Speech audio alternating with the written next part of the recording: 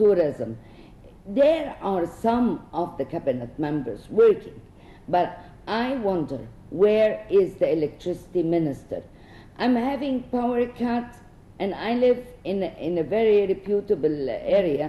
4 or 5 times. I lost 3 things which cost me electrical equipment or appliances, and I'm not the only one who's complaining. So we still need to see more action. Then was it solar?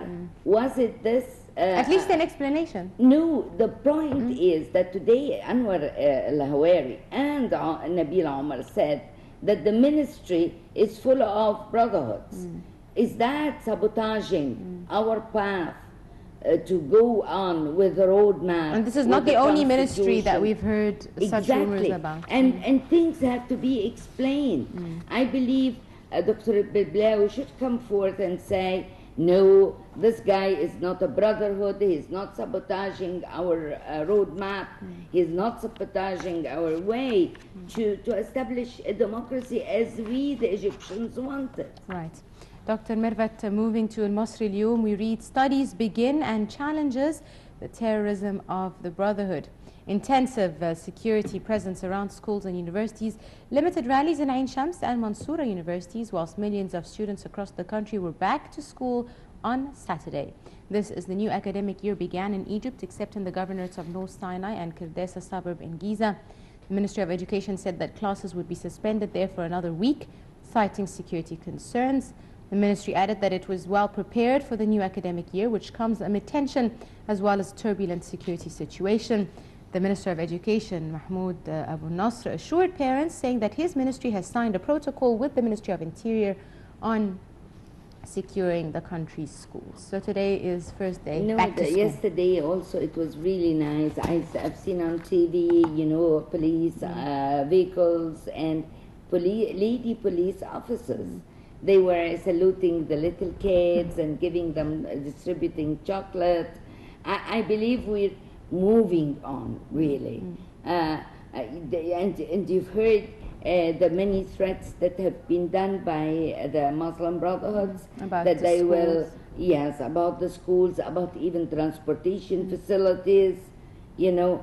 They are trying to paralyze the country, and I believe they wouldn't succeed. Besides, if they are asking for you know, to be part of the political life of Egypt and for integration and incorporation into this new system, which it is upon the will of the people. Absolutely. Okay?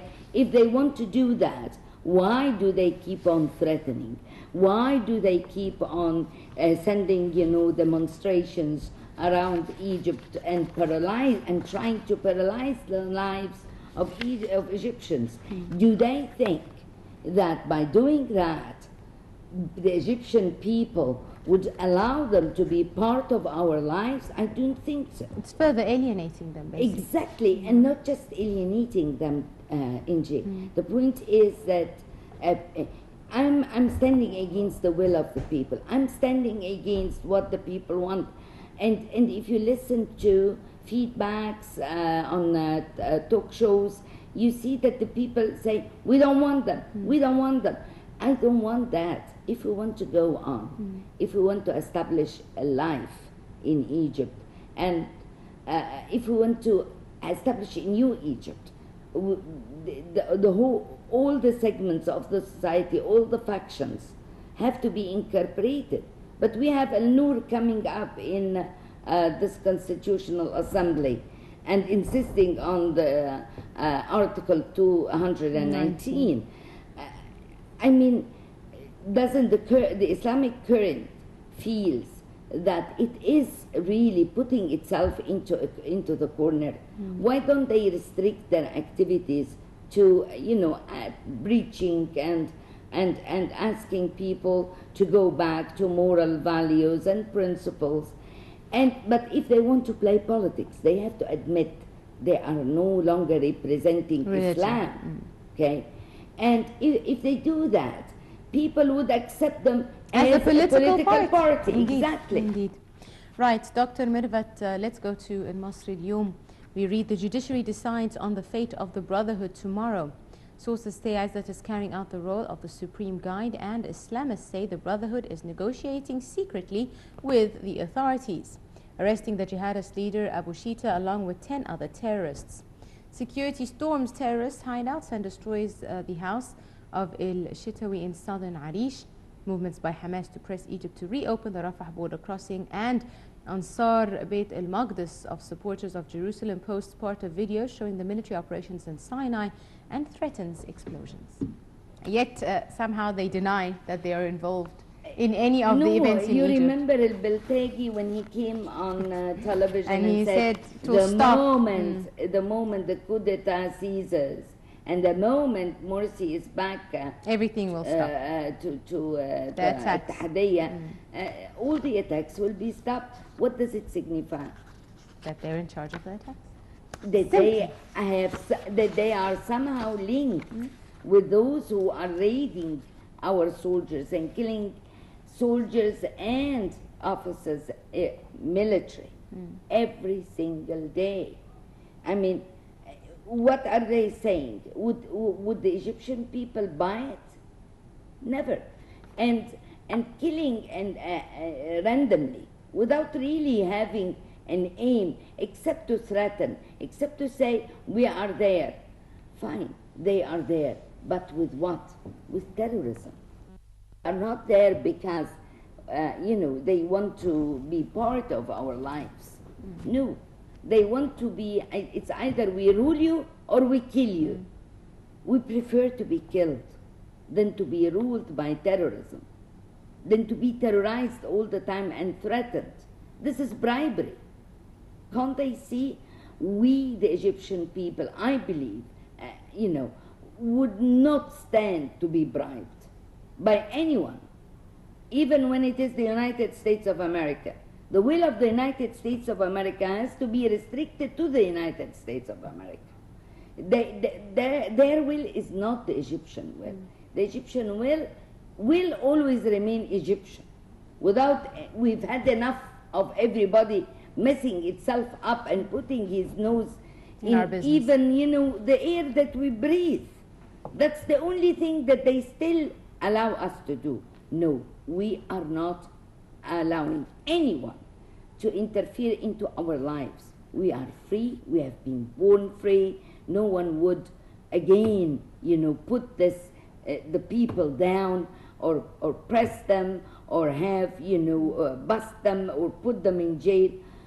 We prefer to be killed, brotherhoods. Do it. Right. Still with the Masri Al-Yawm, we read life returns to Kirdesa and terrorists hide in the graveyards.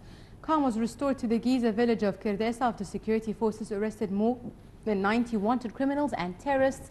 This as the Giza Governor Ali Abdurrahman said that the governorate had initiated a comprehensive week-long cleanup campaign to clear all the debris on roads as well as waste left behind from the security operation which took place on Thursday.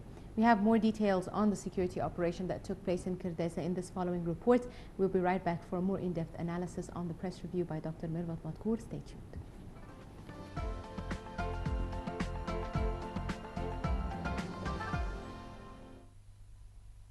Calm was restored to the Giza village of Kirdesa after security forces arrested more than 90 wanted criminals and terrorists.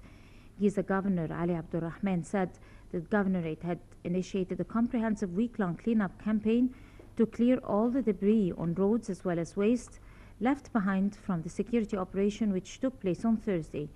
During the operation, forces arrested some 90 wanted criminals and terrorists. Meanwhile, General Prosecutor Hisham Barakat has ordered the detention of 80 suspects pending investigations in relation to the latest violent incidents in the village. The suspects are to be charged with committing acts of terror, the intentional killing of Police General Nabil Farrokh, attempting the killing of other security personnel, joining an armed group, resisting authorities, in addition to the illegal possession of weapons and explosives. Clashes which erupted when police and soldiers stormed Kirdesa on Thursday have since been brought under control as security forces conducted house-to-house searches for more suspects, some of whom are wanted for the murder of 11 policemen on the 14th of August. 11 policemen were slain when a mob attacked their station just hours after security forces dispersed 2 militant sit-ins by Brotherhood elements in Rabaa al-Adawiyya and Nahda in Cairo.